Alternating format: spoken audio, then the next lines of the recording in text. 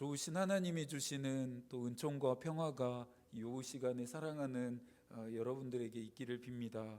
지난 주일 오후와 수요일 저녁에 이어서 교회로 온 세 번째 이야기입니다.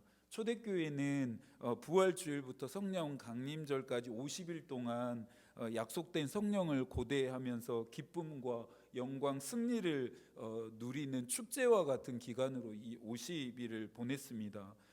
부활하신 주님이 주시는 기쁨과 영광과 승리를 일회성으로 단 하루만 누리지 않고서 계속해서 이것이 자신들의 삶에 지속하고 또 지탱하게 하는 힘과 능력이 되기를 그들이 소망했습니다. 저희 교회도 성령 강림절을 기다리면서 성령과 함께하는 필사 묵상을 해 가는 이유도 아마 그러한 이유 때문이겠죠.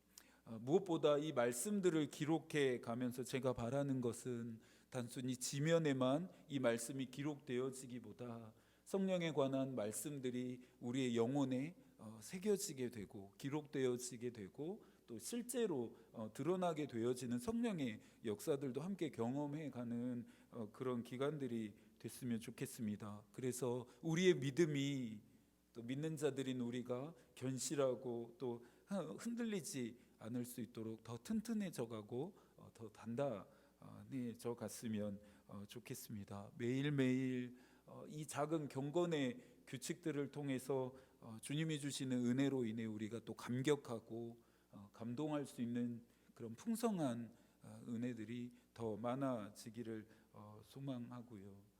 목사님도 필사하고 계시지요? 라고 물어보면 예라고 저도 대답하겠습니다. 저 또한 말씀들을 묵상해 가면서 저에게 주실 은혜들을 또 소망하면서 또 기도하는 시간들을 보내고 있습니다. 성령의 역사는 여러분들에게만 필요한 것이 아니죠. 목회자인 저에게도 필요한 은혜이기 때문에 저도 그 은혜를 구하는 마음으로 하루하루 또 말씀을 필사하고 또 묵상하고 이 말씀에 관련된 또 설교들을 준비해 가고 있습니다.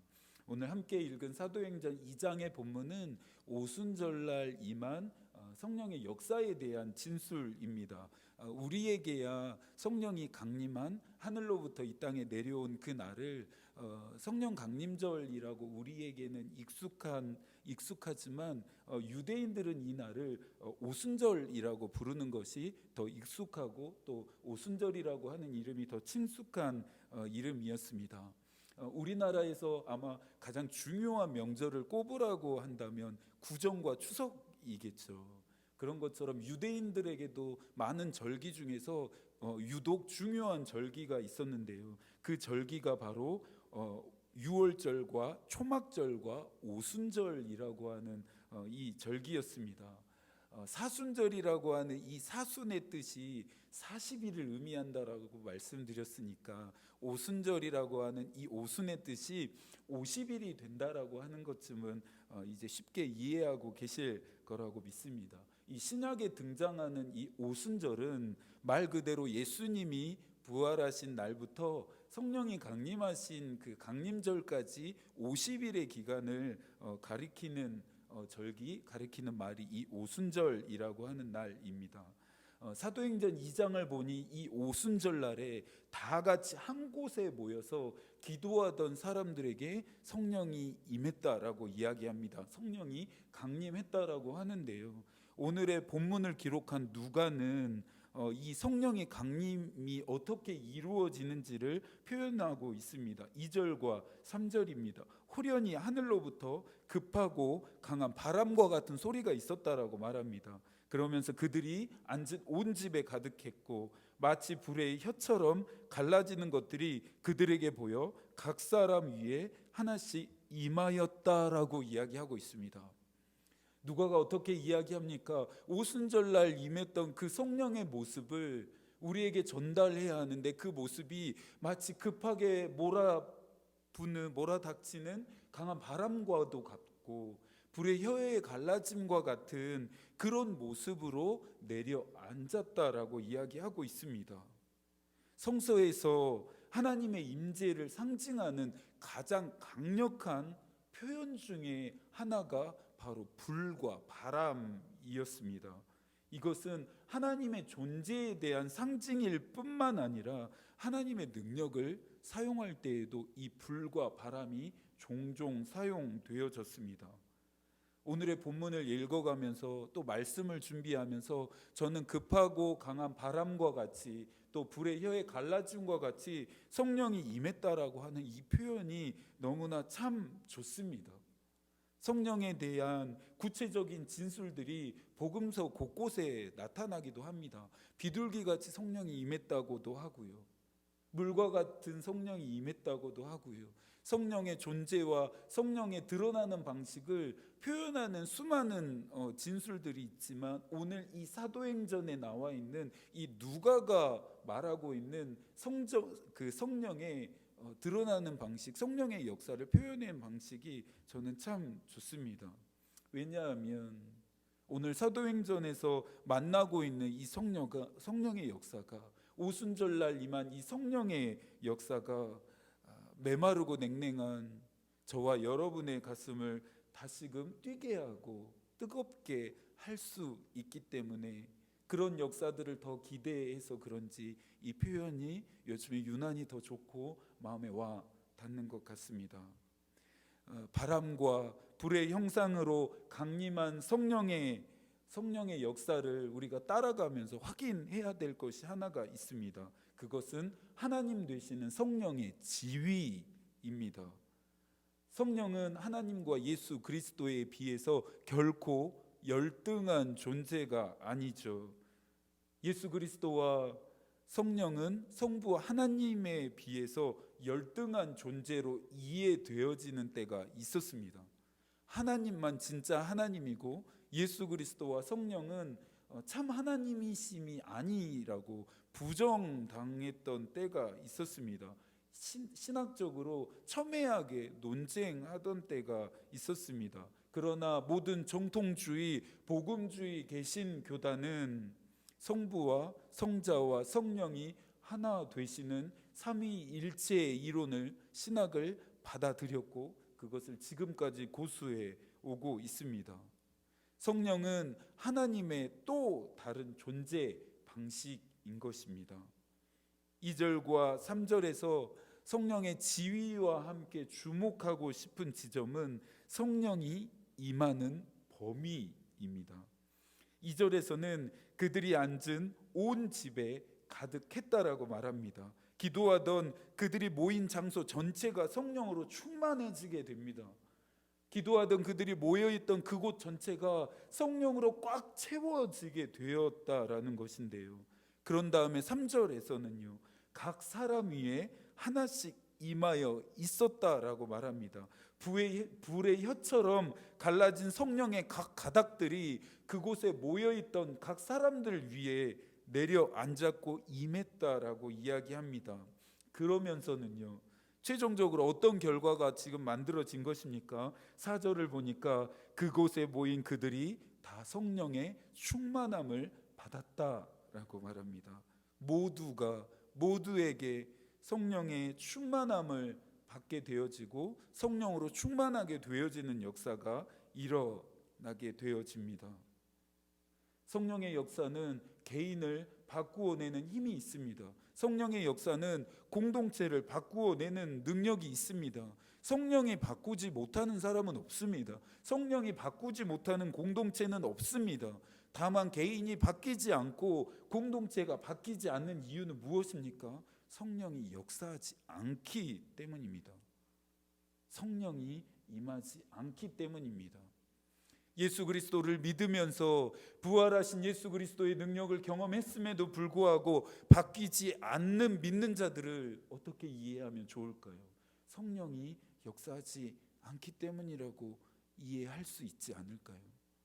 부활의 능력을 경험한 교회가, 예수 그리스도를 주인으로 모시는 교회가 여전히 바뀌고 있지 않다라면 성령의 역사가 그곳에 있지 않기 때문이라고 이해해도 되지 않을까요? 이 땅의 교회들이 힘을 잃어버린 이유가 무엇일까요? 믿는 자들이 더 이상 세상을 향해, 세상의 사람들을 향해 거룩한 영향력을 행사하지 못하는 이유가 무엇일까요? 어쩌면 교회와 믿는 자들 안에 더 이상 이와 같은 성령의 역사가 발견되지 않기 때문은 아닐까요? 성령의 역사가 사라진 교회에 성령의 역사를 경험하지 못한 개인이 세상에서 힘을 잃게 되는 것은 당연할지도 모르겠습니다. 무력하게 되어지는 것은 당연하겠죠. 더 이상 세상을 바꾸지도 못하고 오히려 역전되어져서 세상의 정신과 가치에 순응할 수밖에 없겠죠. 그렇다면 우리가 이토록 간절히 보고 싶은 성령의 역사는 어떻게 일어납니까? 단순히 믿는 자들이 모임이라고 해서 이 성령의 역사가 일어나는 것일까요? 예수를 믿는 자들이라고 해서 그 사람들 안에 이러한 성령의 역사가 나타나게 되는 것일까요? 오늘 본문을 묵상하는 가운데 다시금 깨닫게 되는 것은 기도하는 공동체의 성령은 역사합니다. 기도하는 개인에게 성령의 역사는 일어나게 됩니다. 기도하는 곳에, 기도하는 자리에 성령은 찾아오십니다. 한국 교회를 향해 가장 안타까운 점은 기도의 불이 날이 갈수록 꺼져 간다라는 것입니다. 한국 교회가 너무나 잘하는 일이었습니다. 참 잘하는 일이었기에 칭찬받을 만한 일이었죠. 한국 교회의 영적인 유산일 뿐만 아니라 자랑이었습니다. 나라와 민족이 무슨 일이 있을 때마다 믿는 자들이 새벽마다 밤마다 시간을 가리지 않고 교회에 모여서 뜨겁게 기도했습니다. 개인의 인생에, 자녀들에게, 그리고 가정에 문제와 어려움들이 있을 때마다 교회로 찾아와서 하나님 앞에 계속해서 은혜를 구하며 기도하고 또 기도했습니다. 하나님이 도우시지 않으면 안 될 정도로, 성령께서 역사하시지 않으면 안 될 정도로, 하나님의 보좌가 흔들릴 정도로 기도하고 또 기도해 됐으니 하나님이 은혜를 주시지 않을 수가 없었겠죠. 한국 교회와 믿는 자들이 그렇게 기도했었습니다. 저보다 훨씬 더 오랜 신앙 생활을 해오신 분들의 이야기를 들으면 참 신기하고 재밌는 내용들이 많이 있습니다. 예전에 교회 모습은 어땠는지, 예전에 신앙생활은 어떻게 하셨는지에 대한 이야기들이 지금 현대에 또 목회를 해가고 신앙생활을 하는 저에게 참 생경하기도 하고 낯설기도 하고 또 재밌는 이야기이기도 합니다. 그러면서 그분들이 하신 이야기들을 들으면서 마음에 새기게 되는 내용이 있습니다. 그 중에 하나가 그 시절 기도한 것에 대한 이야기입니다. 지금 저희는 교회라고 부르지만 당시 오래전 신앙생활을 하신 어르신들에게는 예배당이라고 부르시는 것이 훨씬 더 익숙하죠. 예전에 예배당이 대부분 나무 바닥으로 되어 있었다고 합니다. 그러면서 당시에는 눈물과 또 콧물과 침이 나무 바닥에 스며들고 베일 만큼 애통하면서 기도하셨다라고 하는 이야기들을 듣게 됩니다. 개인의 죄 때문에 애통하면서 기도하고 나라와 민족을 위해서 애통하면서 또 기도하고 배고프고 또 서럽고 억울해서 애통하면서 또 기도하고 여러 가지 수많은 기도의 제목들을 끌어안고 눈물 흘리시면서 기도하셨다라고 하는 이야기를 들으면서 한국 교회뿐만 아니라 저와 우리 교회가 나아가야 할 방향을 잡게 됩니다. 그렇게 기도하셨으니, 그렇게 기도했으니 하나님께서도 이 나라와 민족에 복을 주실래 안 주실래야 안 주실 수가 없었겠죠. 한국 교회에 부흥을 주시지 않을 수가 없었겠죠. 무조건 뜨거운 성령의 역사만이 좋다고 말하고 싶지는 않습니다. 언제나 뜨거운 성령의 역사가 있기를 간구하자는 것도 아닙니다. 이것은 열광주의이고 또 신비주의이고 성령의 단편 일부 사역의 모습일 테니까요. 다만 제가 바라는 것은, 제가 이야기하는 것은 마른 장작과 같은 저와 여러분의 믿음이 다시금 불이 붙어서 활활 타오를 수 있기를 바라는 마음입니다. 이 땅의 교회에 그런 성령의 역사가 쉼없이 다시금 일어났으면 하는 기도입니다. 믿는 자들과 믿는 자들이 모임인 교회 안에는 그와 같은 성령의 역사들이 일어나야 하기 때문입니다.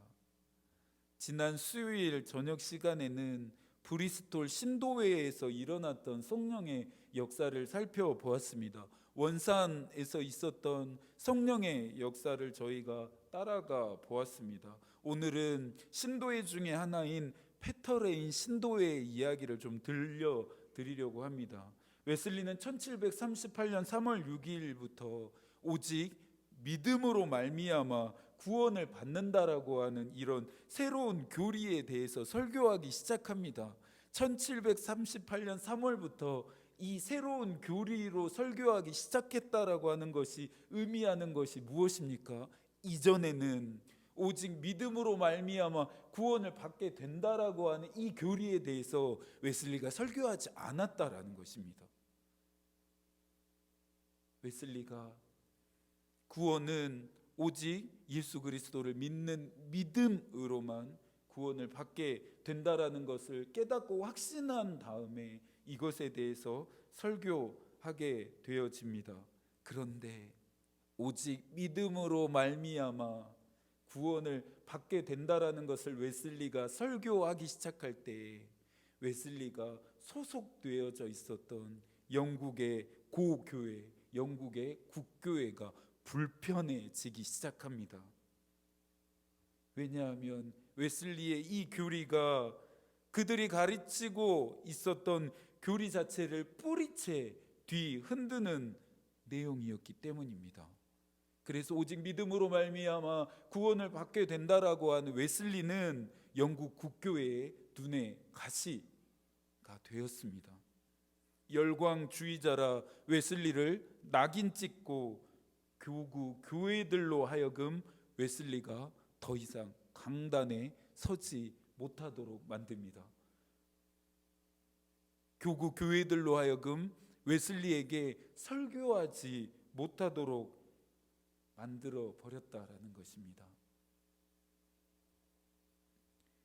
그런 저열한 제지에도 불구하고 웨슬리는 오직 믿음으로 말미암아 구원을 받는다라고 하는 이 설교를 멈추지 않았습니다. 1738년경 이것에 동의한 몇 명과 함께 모임을 조직하게 됩니다. 이 모임이 후에 지금 우리가 만나고 있는 페터레인 신도회가 됩니다. 브리스톨이 웨슬리에게는 복음 전도자, 야훼 설교자로서 소명을 깨닫게 했다라고 하는 점에서 의미가 있다라고 한다면 이 페터레인은 웨슬리에게 성령의 역사를 깊이 체험하게 했다라고 하는 데서 또 다른 의의를 가지게 됩니다. 이 페터레인 신도회가 가지고 있었던 규칙은 간단한 규칙인데요. 두 가지였다고 합니다. 첫 번째는 매주 한 번씩 모여서 서로에게 잘못을 고백하고 용서와 치료를 받기 위해서 함께 기도한다. 이게 첫 번째 규칙이었습니다. 두 번째 규칙은 이와 같은 목적을 가진 신실한 사람이 함께 모이고자 할 때는 얼마든지 받아들인다. 이 두 가지의 규칙이 페터레인 신도회를 구성하고 또 움직이게 했습니다. 대부분 독일 사람들과 영국 사람들로 이 페터레인 신도회가 구성되었다라고 합니다. 웨슬리는 이렇게 모인 사람들을 5명에서 10명씩 그룹으로 묶어서 반회라고 하는 조직으로 나누었습니다. 신입 회원들이 들어오면요, 이 반회라는 곳에서 일정 기간 동안 신앙에 관련된, 교리에 관련된 훈련을 받아야 했습니다. 그러면서 루터교의 목사인 벨러와 함께 웨슬리는 이 페터레인 신도회에서 영적인 지도자 역할을 하게 되었습니다. 매주 수요일 저녁마다, 저희가 수요일 저녁마다 모여서 예배를 드리는 것처럼 이 페터레인 신도에도 매일 수요일 저녁 8시에 정기 집회로 모여서 함께 예배를 드렸고 찬송과 기도를 드리고 말씀을 들은 다음에 서로를 향한 또 영적인 권면과 도움을 주고받는 시간을 가졌습니다. 그런데 놀라운 것은 서로가 영적으로 도와주고 권면을 하는 이 시간에 쓸데없는 토론이나 논쟁하는 것을 엄격하게 금지했다라고 합니다. 예를 들어서 누군가에게 권면을 할 때 네가 뭔데 나에게 그렇게 권면하는 거야? 너는 잘하는데 지금 나에게 그렇게 살라라고 권면하는 거야? 라고 하면서 어떤 토론이나 논쟁을 하기보다는 누군가의 권면을 들을 때에는 다만 고개를 끄덕이고 아멘이라고 응답하기만 하라고 했습니다. 한 달에 한 번 정도 애찬을 하고 또 매월 넷째 주 토요일은 중보 기도회로 모였습니다. 페터레인 신도회를 보면서 현대교회도 참 단순해지면 좋겠다는 생각을 하게 되었습니다. 다양한 컨텐츠로 진행되는 이벤트도 너무나 좋습니다. 여러 가지 프로그램과 과정들도 너무 좋고 있어야 하고 필요하고 그런 것들도 믿는 자들의 신앙을 유익하게 하는 효과가 없음을 부정하지는 않습니다. 그런데 한편으로는 한국 교회가 본질에 맞추어서 조금은 더 단순해지면 좋지 않을까 생각해 보게 됩니다. 그러면서 페터레인 신도회를 들여다보면서 또 하나 깨닫게 되는 것은 믿는 자들의 품격입니다. 저희가 브리스톨 신도회 이야기를 들으면서 이 부분에 대해서 잠시 다루었는데요. 믿는 자들은 참 품격이 있었으면 좋겠습니다. 고상한 품격으로 서로가 서로를 대할 수 있었으면 좋겠습니다. 무례하지 않고 무식하지 않고 무모하지 않고 예수 그리스도를 따르는 사람들의 모습은 그랬으면 좋겠습니다. 믿는 자들의 모습이 정말 그랬으면 좋겠습니다. 저와 여러분의 모습이 고상하고 또 인격적이고 주님 닮은 그런 품격이 될 수 있었으면 좋겠습니다. 이 페터레인 신도에는 교리와 규율을 철저히 지키는 전통적인 국교회의 모습과 그리고 반애와 애찬과 상호 고백이 결합되어진 새로운 신앙 형태의 공동체였습니다. 이와 같이 두 가지의 동력을 가진 이 페터레인 신도에는 강한 역동성을 띌 수밖에 없었습니다. 페터레인 신도회가 조직되어지고 1년이 지난 시간쯤 웨슬리는 그의 일기에서 페터레인 신도회의 정기 애찬회에서 일어난 놀랍고도 신비한 경험을 기록했습니다. 이 모임에 약 60명 정도가 모였다고 합니다. 너무나도 진지하고 은혜가 충만하여서 이 모임이 새벽 3시까지 지속되어졌다라고 합니다. 이 모임에 당시 일어났던 일은 이렇습니다. 기도를 계속할 때에 하나님의 능력이 너무나 강력하게 역사하여 많은 사람이 넘치는 기쁨으로 큰 소리를 질렀고 많은 사람은 바닥에 쓰러졌다. 우리는 조금 정신을 차렸을 때 주님의 권세 있는 임재에 놀라움과 두려움으로 가득 차 모두 한 목소리로 우리가 하나님을 찬양합니다. 오 하나님, 우리가 당신을 우리 주님으로 인정합니다라고 외쳤다. 마가의 다락방에 일어났었던, 오늘 사도행전 2장에 일어났었던 그 성령의 역사가 이 페터레인 신도회 위에도 일어났었던 것입니다. 한 성령의 역사이니 오순절날 마가의 다락방에 임했던 역사가, 사도행전 2장 본문에 일어났던 이 성령의 역사가, 페터레인 페터레인 신도회가 모였었던 그곳에 일어났던 그 성령의 역사가 한 성령의 역사이니 이와 같은 성령의 역사가 일어나게 되었습니다.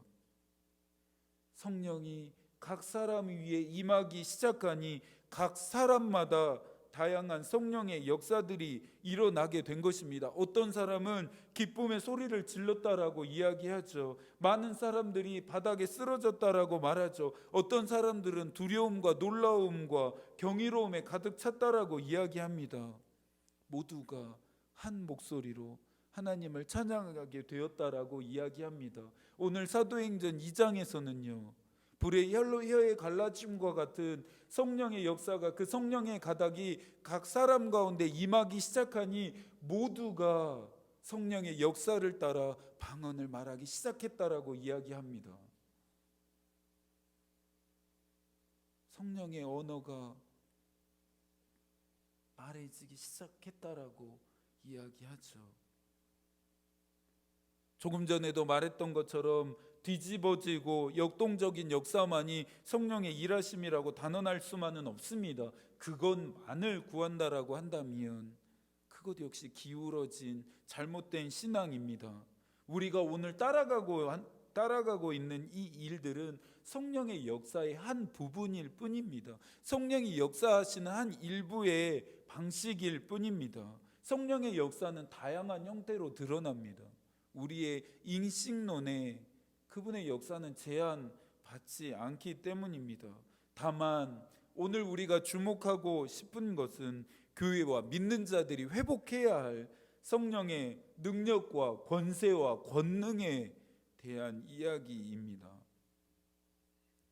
어떤 분과 이야기를 나누던 중에 그분이 말씀하신 것이 있습니다.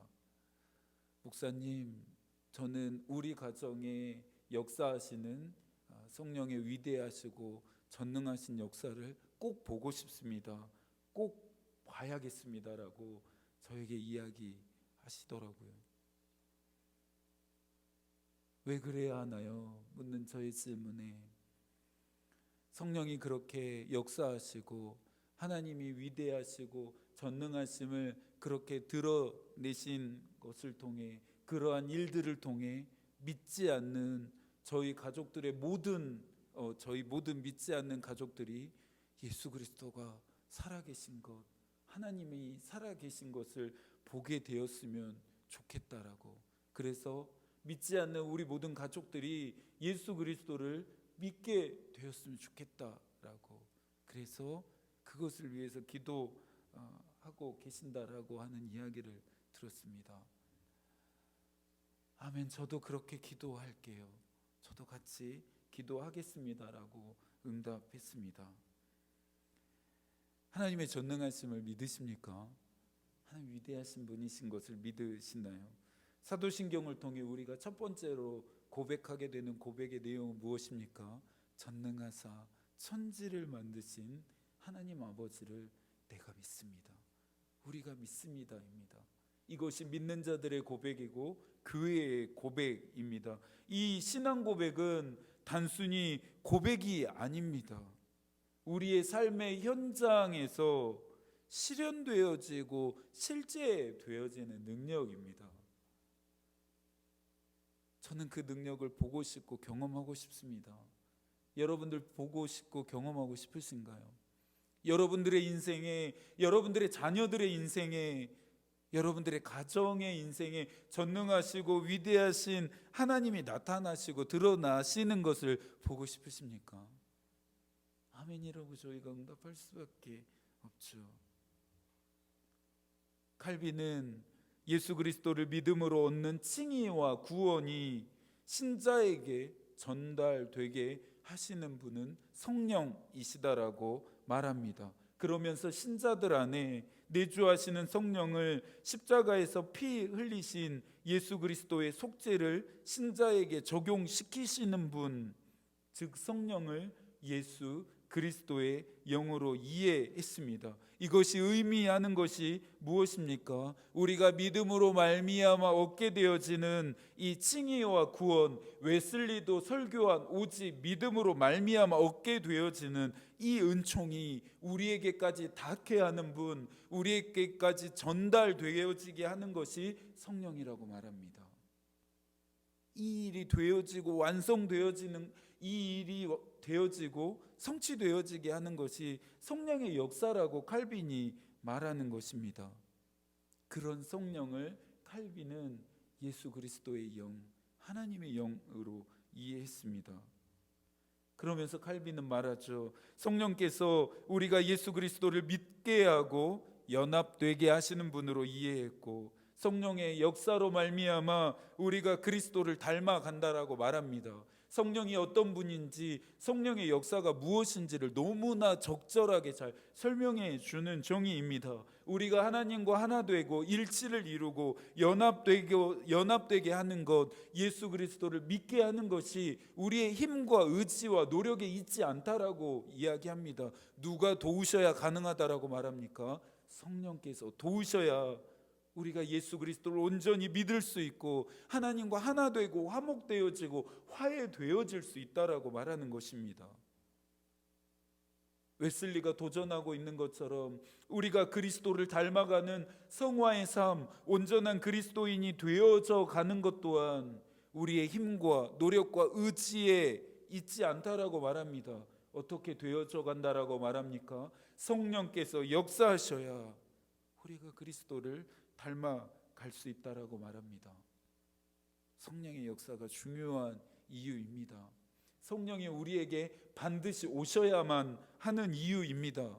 오시는 그 성령을 우리가 기도하면서 기다려야 하는 이유입니다. 이 땅의 교회와 믿는 자들이 되찾아야 할 것이기도 합니다. 성령의 역사로 말미암아 교회는 교회다워집니다. 믿는 자들은 그리스도인다워집니다. 성령의 역사로 말미암아 성서 전체를 통해서 하나님이 우리에게 약속하신 그 은총을 우리는 받게 되어집니다. 누군가에게는 힘있게 하시는 강력한 성령의 역사가 필요할 것입니다. 누군가에게는 위로하시는 부드러운 성령의 역사가 필요할 수도 있습니다. 또 누군가에는 하나님의 뜻과 마음을 알게 하는 깨닫게 하시는 성령의 역사가 필요할 것입니다. 여러분들에게는 어떤 성령의 역사가 필요하시나요? 여러분들은 어떤 성령을 만나고 싶으신가요? 우리 교회를 통해서는 복음이 복음되게 하고 하나님의 살아계심을 증언하게 하시는 성령의 역사가 있기를 기도합니다. 무엇보다 성령의 이끌림을 받고 성령의 사로잡힌 바 되어져서 성령과 동행하시는 이 한 주가 되시기를 기도하겠습니다. 하나님의 마음이 우리의 기도가 되고 하나님의 뜻이 우리의 길이 되기를 빕니다. 아멘.